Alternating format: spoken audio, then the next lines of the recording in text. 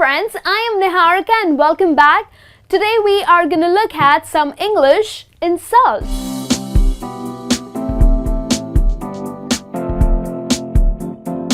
Well, in this lesson I'm not asking you to be disrespectful to someone, and I'm not even asking you to call names.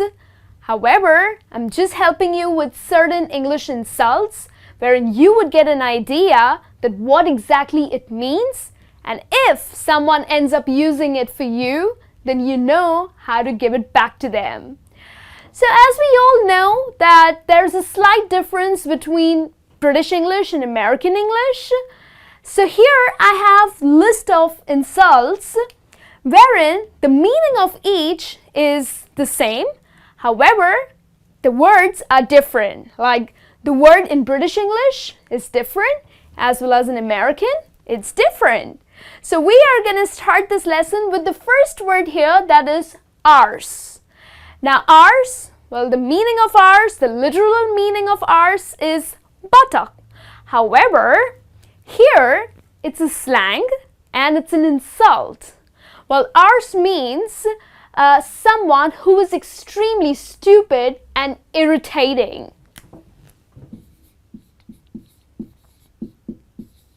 He is such an arse. So usually the people who use British English, they would end up saying he's such an arse, which means he's so stupid, he's so silly and irritating. But when it comes to Americans, they're not going to use the word arse, but they're going to use the word ass. Okay? Now, a lot of other words are derived from the word ass, like kick ass, kiss my ass, dumbass. You know, these are certain words that are derived with this word ass. However, if Americans only end up using the word ass, it means that they are referring to a person who is extremely stupid and silly. Okay? The other word that I have for you is knobhead. Now, knobhead is again someone who is extremely annoying and never fails to show off his stupidness.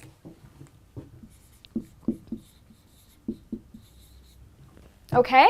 This word belongs to British English, whereas when it comes to Americans, they would not end up using the word knobhead, but they would use the word dickhead. Okay, so which means someone who is very silly and stupid. Okay, then the third word that I have for you is plonker. Now, he is such a plonker. My friend is such a plonker. What exactly it means? Well, is pretty much similar to these words here. It also means someone who is very silly. Okay, silly and stupid and annoying or irritating. So it refers to a person who is extremely stupid, and the word is plonker when it comes to British English. But when it comes to Americans, they're going to end up using the word idiot. Okay? Very common. I'm sure you all have come across this word. And idiot means someone who is very silly, irritating, annoying, and stupid. So basically, these three words here have pretty much the same meanings. Now let's look at the fourth word, which is slapper. Now slapper is usually used for women. Well, a woman who ends up sleeping with all men, with anyone and everyone. Okay, she has no character, so she is called a slapper. There's a woman in my neighborhood, there's a lady in my neighborhood who is such a slapper. Like she would end up having sex with several men. So a woman who sleeps with a lot of people.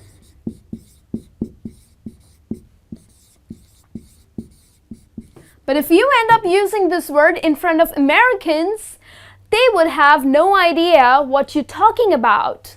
So the right word for the same meaning in American English is tramp. Okay? So tramp is used for a lady who sleeps or who has sex with a lot of people. Okay?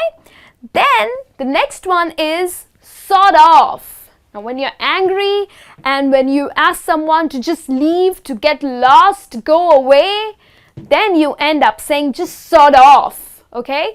So sod off is an angry dismissal. Or when you end up saying just get lost. Okay, so in British English, it is sod off, whereas in American English, it's piss off, like just go away. Well, Americans also use the F word. I'm not gonna say it, but it is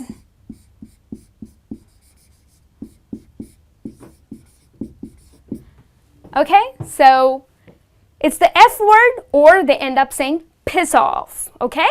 The next one that we have is Raj, which means a very violent person. A violent who behaves in a very violent manner or is a little mentally ill.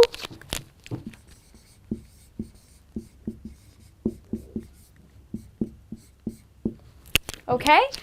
But when it comes to American English, they would say, that's insane. He's insane. She's insane. So insane is the word that they would use for a person who is just crazy or mentally unstable or mentally ill. Okay? So if someone uses that for you, hope you get back to them. The next one is bugger. Now bugger is a person whose behavior is extremely displeasing. Like that kind of a person is not liked by many, okay? So such kind of people who are mean, okay, their behavior is very displeasing, then they can be called as buggers. Whereas in American English, they can be called as jerks. He's such a jerk, which means he's so mean, okay? There are so many jerks in my college. So this means there are so many mean guys in my college.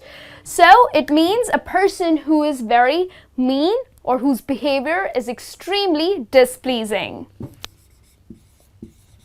And most of us do not like such people, so you kind of insult them by saying bugger, and Americans say jerk, okay? And then the last one that I have for you is lick spittle, and for Americans it's boot liquor. Now let's understand what lick spittle mean. Well, the meaning of it is someone who would do anything and everything to grow or to get a position in his career, who would literally lick his boss pit. So someone who can just do anything. That's kind of disgusting, right? I don't like such people. So such people who do anything and everything to be in the good books or to get to a position in their career, they are called as lick spittle. Whereas in America, they are called as boot lickers. In fact, there's another word for such people, that is suck up.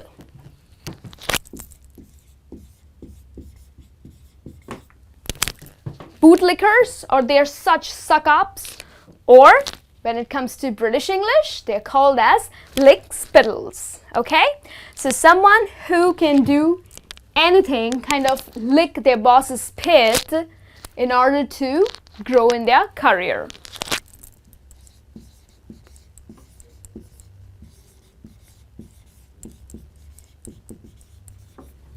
Okay?